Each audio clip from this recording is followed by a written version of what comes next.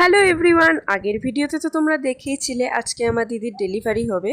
তো সকাল সকাল ঘুম থেকে উঠে রেডি হয়ে গিয়েছি নার্সিংহোমে যাওয়ার জন্য। সবাই ভীষণ এক্সাইটেড ছিলাম, আমি, দিদি, মা, বাবা, দাদা ভাই। আজ থেকে 10 বছর পর যখন পুচকুকে আমরা বড় হতে দেখব, তখন এই ভিডিওগুলোই আমাদের মনে পড়বে। এই ভিডিওগুলোই আমরা দেখে আবার নতুন করে মনে করব এই দিনগুলোর কথা। আর আমার দিদি কিন্তু ভীষণ স্ট্রং ছিল, ও একবারের জন্য একটুও ভয় পায়নি। তো আমরা সবাই ঠাকুরের নাম করে আস্তে আস্তে বেরিয়ে পড়লাম। এবার গাড়িতেও উঠে গেছি। যত সময় এগিয়ে আসছে ততই যেন এক্সাইটমেন্টটা আরও বেড়ে উঠেছে যে কি হবে কি হবে। তো ফাইনালি আমরা নার্সিংহোমে চলে এসেছি সবাই। তো যা যা নার্সিংহোমের ফর্মালিটিস আছে সব করে নিল।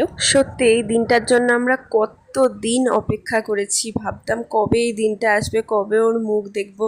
তো ফাইনালি আজকে সেই দিনটা চলেই এলো। আমি আজকে প্রথমবারের মতন মাসি হব, এই এক্সাইটমেন্টটা সত্যি আমি ধরে রাখতে পারছিলাম না। তো চলো আজকের মিনি ব্লগটা এখানেই শেষ করছি, দেখা হচ্ছে নেক্সট মিনি ব্লগে।